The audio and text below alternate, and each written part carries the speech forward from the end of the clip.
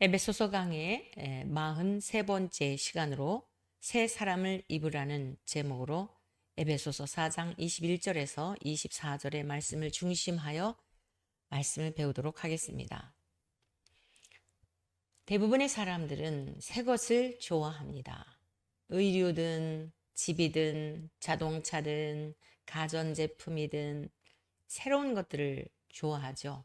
그래서 일정 기간 사용하고 나면 또 새로운 것으로 바꾸고 변화를 그렇게 도모합니다.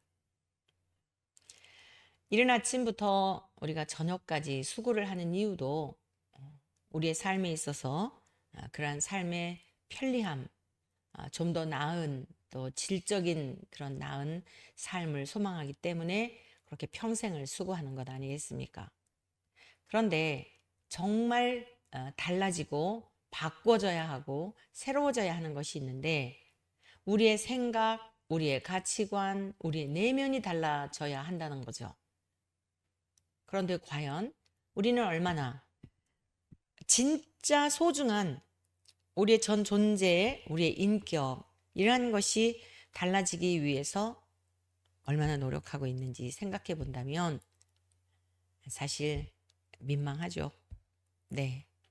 어쩌면 변화되고 달라져야 한다라고 하는 인식조차도 하지 않고 그냥 당연한 듯 현재의 삶, 이 정도의 삶, 뭘 어떡하라는 거야? 뭘 달라지라는 거야? 내가 뭐 어때서? 이러한 모습들로 살아가는 것이 아닌가 싶습니다. 그리스도인이란 그리스도에게 속한 자라는 뜻입니다. 진리이시며 생명이신 예수 그리스도와 하나가 되어 그리스도에게 속한 자가 되었다면 반드시 그에 따른 변화가 나타나게 됩니다. 바울 사도는 이러한 삶에 대하여 새 사람을 입으라고 권면합니다. 자, 그렇다면 우리가 어떻게 그리스도와 연합한 자가 되었는지 이 시간에 한번 그 부분에 대한 것을 다시 살펴보도록 하겠고요. 또한 왜 새 사람을 입어야 하는지 오늘 말씀을 중심하여 배워보도록 하겠습니다. 첫 번째, 우리가 어떻게 그리스도와 연합한 자가 되었죠? 새 사람이 된 근거가 뭐죠? 구원의 복음을 듣고 믿어 새로운 피조물이 된 것입니다. 에베소서 1장 13절의 말씀 이와 같이 기록되어 있죠. 그 안에서 너희도 진리의 말씀 곧 너희의 구원의 복음을 듣고 그 안에서 또한 믿어 약속의 성령으로 인치심을 받았으니 우리가 구원을 받게 된 것은요. 예수 그리스도에 관한 복음을 들은 것입니다. 들음으로 믿게 된 것이죠. 또한 약속의 성령으로 하나님께서 너는 내 것이야 라고 인쳐 주셨습니다. 그런데 이 에베소서 1장 13절에서 그 구원의 과정, 복음을 들었다, 믿게 되었다, 약속의 성령으로 인침을 받았다라고 이렇게 기록되어 있지만 여기에 기록되지 않은 내용 가운데 매우 중요한 것, 우리가 구원을 얻는 과정에서 지나쳐서는 안 되는 매우 중요한 말씀이 있습니다. 예수님이 이 땅에 오셔서 첫 번째 하신 말씀인데요. 마가복음 1장 15절의 말씀입니다. 때가 찼고 하나님의 나라가 가까이 왔으니 회개하고 복음을 믿으라 하시더라.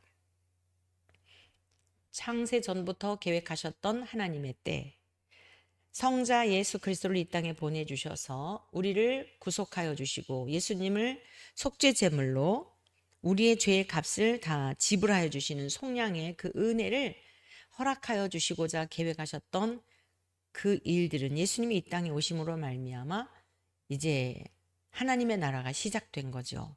하나님의 계획이 본격적으로 인류의 역사 가운데 드러나게 된 것이죠. 하나님의 때가 찼기 때문에 하나님 나라의 주인이신 예수 그리스도께서 이 땅에 오셔서 우리에게 그 길을 생명의 길로 인도하시고 진리의 길로 인도하시고 영생과 부활을 주시기 위해 이 땅에 오셔서 그 일을 이루신 것입니다. 자, 그런데 주님이 말씀하신 이 말씀 가운데 회개하고라고 하는 말씀을 결코 지나치면 안 됩니다. 회개하고 복음을 믿으라.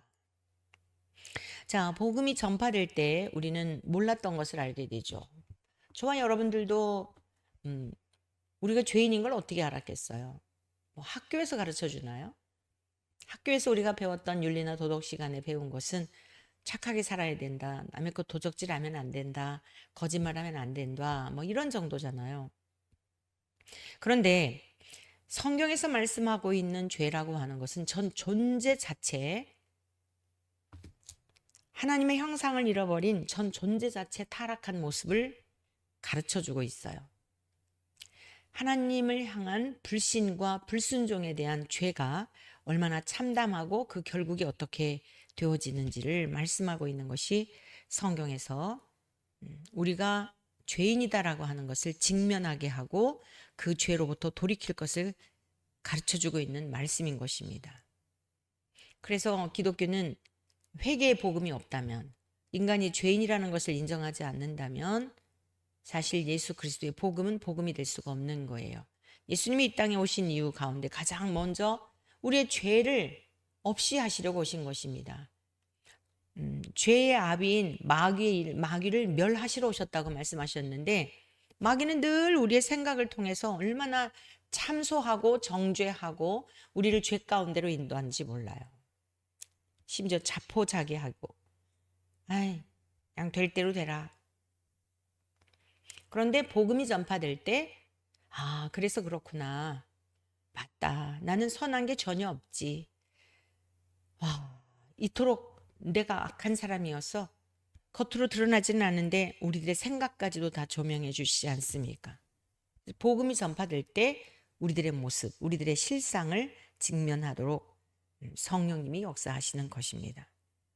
윤리적이고 도덕적인 그러한 정도만을 말하는 것이 아니라 훨씬 더 깊은 죄를 보게 한다. 그래서 이것을 깨닫는 것이 은혜예요. 사실 내가 괜찮은 사람인 줄 알았는데 쓸모 있는 사람이고 내가 세상에서 영향력을 미치고 있기 때문에 이 정도만 해도 대단하다라고 생각을 했는데요. 복음 앞에 서게 되면 우리 주 예수 그리스도 앞에 우리가 직면하게 되면 아무것도 주님 앞에 내보일 게 없는 죄악 가운데 출생한 이러한 모습만 고백하게 되는 것입니다. 자, 회개할 때 여러분 회개와 함께 성령님이 임하시는 거지 회개 없는 하나님의 영이 그러니까 우리가 죄 가운데 살다가 옛 생활에서 돌이켰는데 돌이키지 않은 상태에서 내가 여전히 주인인데 인류의 주인이신 주님이 우리 안에 임재하실 수가 없는 거죠. 회개치 아니하면 성령님은 결코 임하실 수 없는 것입니다. 그래서 성령님은요 우리의 실상을 보게 하시는데 주님을 영접하게 될 때에 우리 안에 내주하시면서 우리의 영혼의 실상을 보게 하셔요. 에베소서 4장 21절의 말씀입니다. 진리가 예수 안에 있는 것 같이 너희가 참으로 그에게서 듣고 또한 그 안에서 가르침을 받았을진데. 여러분 진리와 예수님은 각각이 아닙니다. 진리가 예수님이시고 예수님은 진리 그 자체이십니다.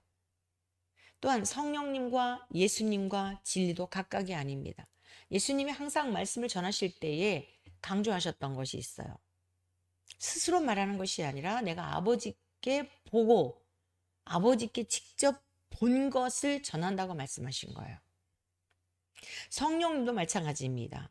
성령님도 자의로 말씀하시지 않고 예수님이 하셨던 말씀에 대한 것을 생각나게 하시고 예수님이 말씀하셨던 것들을 다시 가르쳐 주시고 깨닫게 하시고 하는 그러한 사역들을 하십니다. 요한복음 14장 25절에서 26절의 말씀입니다.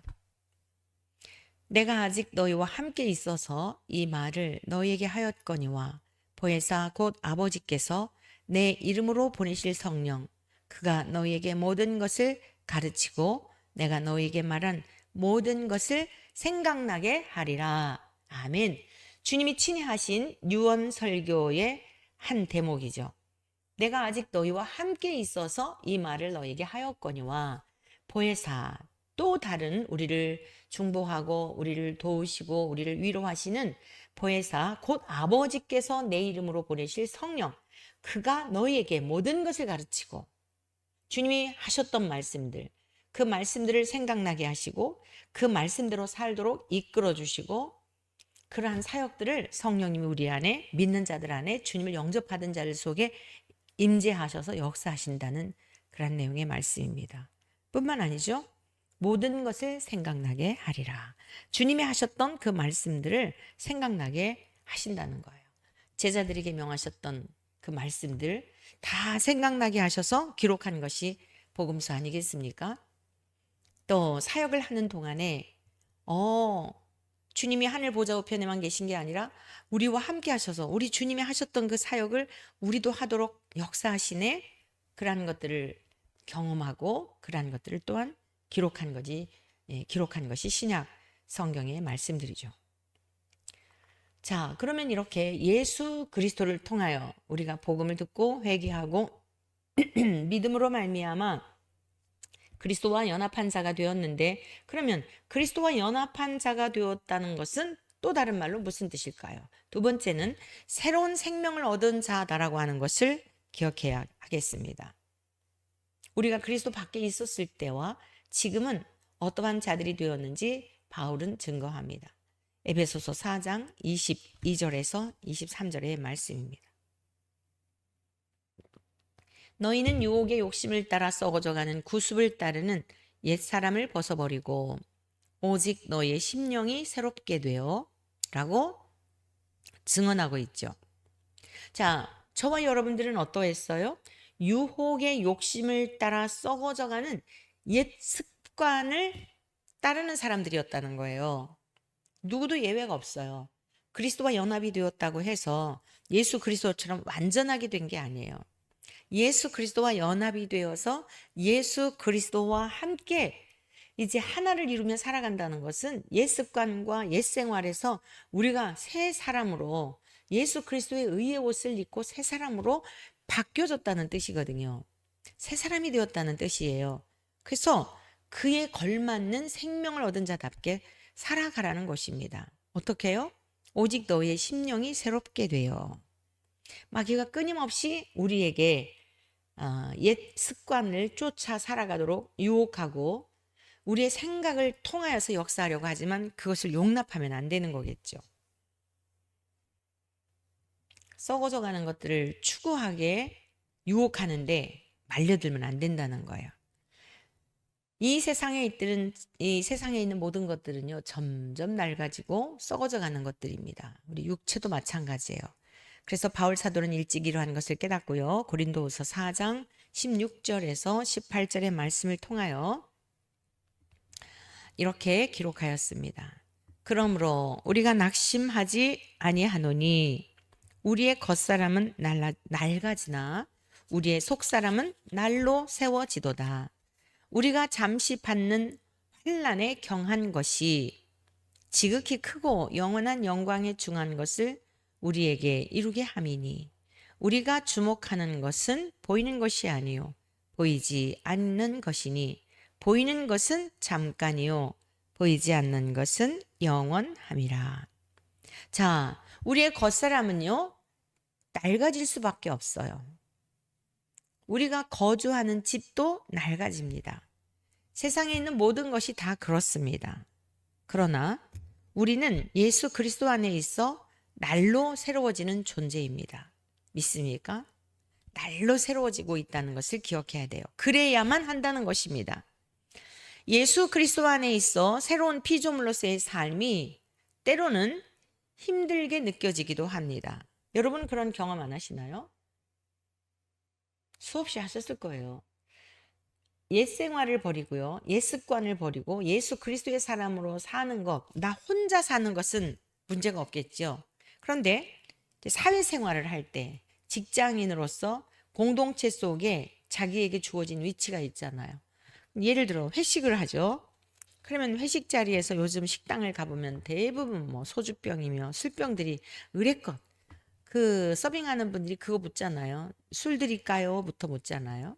남자든 여자든 상관없이요. 그런데 그리스도 안에 있어 이러한 것들을 청산하고 옛 습관과 옛 생활을 버려야 한다는 거예요. 자, 그럴 때 어려움이 있는 거예요. 어려움이 있죠. 세상의 욕망에 대한 것들을 절제해야 하고, 세상의 욕망에 대한 것들을 절제해야 하고, 자신을 쳐서 복종해야 하는 그러한 상황에 있을 때 여러분 세상과 타협해야 하는, 그런데 내가 거기에 타협하지 아니하고 하나님의 사람으로 하나님의 사람답게 살고자 할 때 어려움이 있는 것입니다. 그러나 우리는 이것도 좋고 저것도 좋으면서 같이 그럴 수가 없어요. 세상의 욕망에 대한 절제를 반드시 해야 합니다. 그리스도인이라는 거예요. 이제는 이 땅에 살고 있지만 땅에 속한 자들이 아니에요. 왜 그리스도인들이 새로운 생명을 얻었고 새로운 피조물이라고 말은 하는데 삶의 변화가 되지 않는 것일까요? 그 이유는요, 다른 데 있는 것이 아니에요. 옛 것을 버리지 못하는 거예요. 여전히 옛 것이 좋은 거죠. 정말 예수 그리스도에게 속해 있다면 그럴 수 없습니다. 그래서 좁은 길인 거죠. 주님이 말씀하셨어요. 좁은 길로 가라. 멸망으로 인도하는 문은 크고 넓어 사람들이 많이 그리로 들어가지만 주님이 가신 길, 새 생명을 얻은 자로서 새로운 피조물을 얻은 자들로서의 주님이 나와 함께 하시는 연합된 그 삶을 살아갈 때에는 우리가 잘라내야 할 게 있고 절제해야 할 게 있고 차단해야 할 게 있고 이러한 것들이 반드시 거쳐야 할 통과, 의례라고 하는 거 여러분 잊으시면 안 되겠습니다. 인생길이 힘들고 어렵게 느껴질 때 시간이 매우 더디게 가는 것처럼 느껴지잖아요. 그러나 베드로 사도는 베드로후서 3장 8절에서 10절의 말씀을 통하여 다음과 같이 증언했습니다.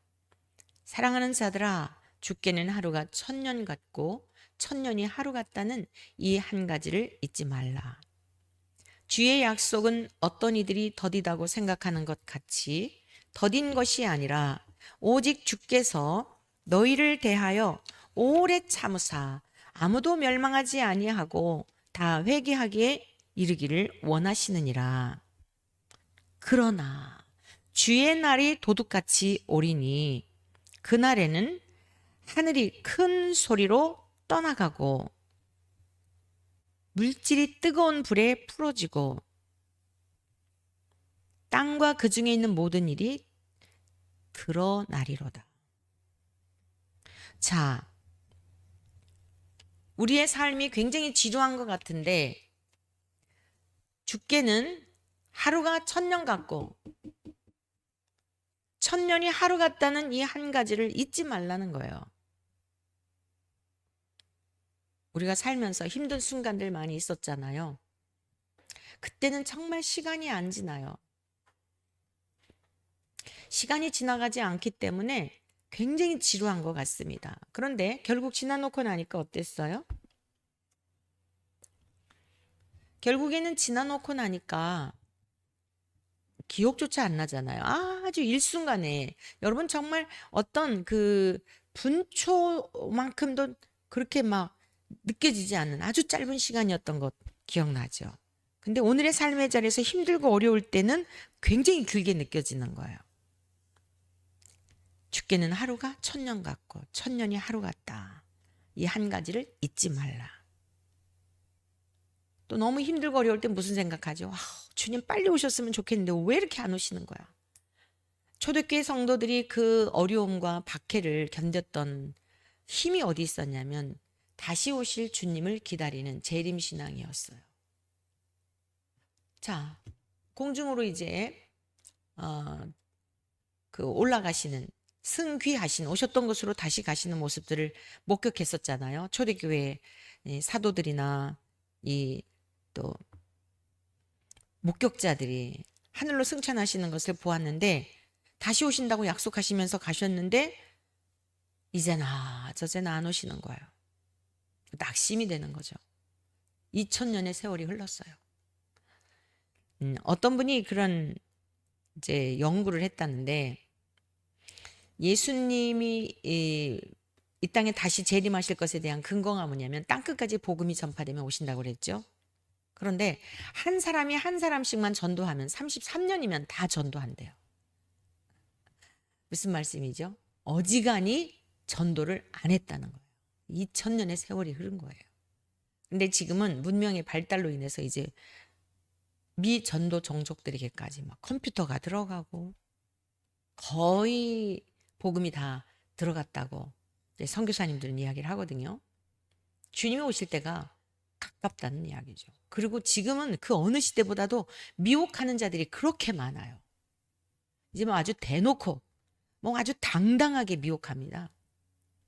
한둘이 아니에요. 주님이 오실 때가 가까운 징조들입니다.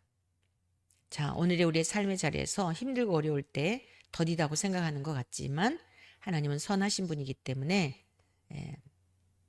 한 사람이라도 구원하시기를 바라시는 하나님의 사랑이 길이 참고 인내하시면서 여기까지 이르게 되었다. 그러나 주의 날이 도둑같이 이르게 될 것이다. 자, 그러면 우리는 어떻게 살아야 할까요? 베드로후서 3장 11절에서 14절의 말씀입니다. 이 모든 것이 이렇게 풀어지리니 너희가 어떠한 사람이 되어야 마땅하냐? 어떤 사람이 되어야 할까요? 거룩하고 거룩한 행실과 경건함으로 하나님의 날이 임하기를 바라보고 간절히 사모하라. 네, 반드시 우리 주님 이 땅에 다시 오십니다. 우리에게 삶에 주어진 멍에 무게 녹록지 않아요. 그렇다고 해도 포기할 수 없는 게 뭐죠? 우리의 생명에 관한 것이기 때문에 생명을 포기하는 것과 같아요. 힘들고 어렵다고 해서 우리 신앙의 여정을 포기하는 것은 곧 생명을 포기하는 것과 같습니다. 에이, 뭐 죽으면 끝나지. 끝나면 얼마나 좋겠어요. 끝나지 않습니다. 이후에 반드시 심판이 있기 때문에 하나님의 날이 임하기를 바라보고 간절히 그 날을 사모하라는 거예요. 그 날에 하늘이 불에 타서 풀어지고 물질이 뜨거운 불에 녹아지려니와 우리는 그의 약속대로 의가 있는 곳인 새하늘과 새 땅을 바라보도다. 그러므로 사랑하는 자들아, 너희가 이것을 바라보나니 주 앞에서 점도 없고 흠도 없이 평강 가운데서 나타나기를 힘쓰라 그랬잖아요. 힘쓰라. 우리는 주의 약속대로 반드시 우리 주님이 오실 것과 새하늘과 새 땅이 준비되어 있음을 믿음으로 살아야 합니다. 그 나라를 바라보며 그 세계를 바라보며 그 시간이 곧 당도할 것에 대한 믿음을 가지고 주님 앞에 섰을 때에 점도 없고 흠도 없이 거룩한 새로운 피조물로서 새 의의 옷을 입은 자들로서의 삶을 우리가 이 땅에서도 살아내야 우리 주님 오실 때 기쁨으로 반겨 맞이할 수 있다는 것입니다. 오늘 저와 여러분들이 주 앞에서 점도 없고 흠도 없이 평강 가운데서 우리 주님이 나타나실 때 뵐 수 있도록 지혜로운 다섯 처녀와 같은 그러한 신앙의 여정을 계속 정진해 나갈 수 있기를 축복합니다. 자, 세 번째로는요. 우리가 왜 새 사람을 입어야 할까? 거룩함으로 지으심을 받은 자들이기 때문입니다. 구원받은 하나님의 자녀들은 오직 하나님의 은혜로 구원받았음을 기억해야 합니다. 예수 그리스도의 사람이 되었다는 뜻입니다. 이것은 인생의 주인이 바뀌었고 가치관과 인생의 목적과 방향이 바뀌었다는 것을 의미해요. 에베소서 4장 24절의 말씀입니다. 하나님을 따라 의와 진리의 거룩함으로 지으심을 받은 새 사람을 입으라. 자, 우리의 신분이 바뀌게 된 것은 저의 노력, 여러분들의 노력, 우리들의 어떤 노력이나 열심이나 헌신 때문이 아니에요. 하나님을 따라 그랬잖아요. 하나님을 따라 의와 여러분 우리가 이 하나님의 의에 대한 것을 생각할 때에 이 의는 오직 예수 그리스도의 십자가의 사건, 하나님과 우리와의 관계에서 그 하나님의 공의가 하나님의 사랑이 어떻게 실현이 되었냐면 예수 그리스도의 십자가 사건이에요. 자, 하나님이 창세전부터 잃어버렸던 하나님 나라를 유업으로 주시려고 예수 그리스도 안에서 우리를 택하셨어요. 그리고 거룩하고 흠이 없는 자로 하나님 앞에 설 수 있도록 잃어버린 하나님의 형상을 회복하여 그 나라에서 살 수 있는 이 영광을 주시려고 창세 전부터 계획하셨는데, 문제가 뭐죠? 우리 인간에게 있는 이 죄의 문제예요. 이건 절대로 스스로 해결할 수가 없는 것이에요. 죄는 반드시 심판을 받죠. 그래서 하나님이 성자 예수님에게 전부 그 죄, 우리의 죄의 값을 전가시킴으로 예수님이 심판을 받으신 거예요. 하나님의 의가 예수 그리스도를 통하여 나타난 거예요. 자, 하나님이 공의로우신 분이기만 하면 너무 무서워요. 잘못했을 때 막 그냥 죽이고 심판하고 불못에 던져 넣고. 근데 하나님은 사랑이시죠. 이 공의와 사랑이 완전하게 이루어진, 하나님의 의가 이루어진 그 사건이 뭐냐? 예수 그리스도의 십자가의 사건이라는 거예요. 그래서 하나님을 따라 의와 진리의 거룩함으로, 우리가 이 사실을 어떻게 알게 됐어요? 진리의 성령님을 통하여 기록된 말씀으로 알게 된 거예요. 그리고 깨닫게 된 거예요. 믿고 하나님과의 교제 속에 새로운 피조물로서의 삶을 살아내게 된 거예요. 그래서 거룩함으로 지으심을, 진리의 거룩함으로 지으심을 받은 새 사람을 입으라 그랬잖아요. 진리의 거룩함으로. 성부와 하나님을 따라 하나님의 의가 예수 그리스도의 십자가의 사건을 통하여 완성이 되었어요. 진리의 거룩함으로, 이 기록된 말씀은 진리의 성령님을 통해 기록된 것입니다. 삼위일체 하나님에 의하여 우리가 새 사람을 입게 된 거예요. 새로운 피조물로서의 삶을 살아낼 수 있는 영광을 누리게 된 것입니다. 인간으로서는요, 우리가 지은 죄에 대하여 그 값을 갚아보려고 뭔가 노력을 해요. 돈으로 갚든지 몸으로 갚든지. 그런데 하나님은 완전하신 분이고 전지전능하신 분이고 지혜의 신이신 까닭에 하나님의 공의와 사랑이 완성될 수 있는 예수 그리스도를 이 땅에 보내주셨고, 이 사실에 대한 것들을 증언하시는 진리의 성령님을 통하여 삼위일체적으로 지금까지 일하고 계신 것이죠.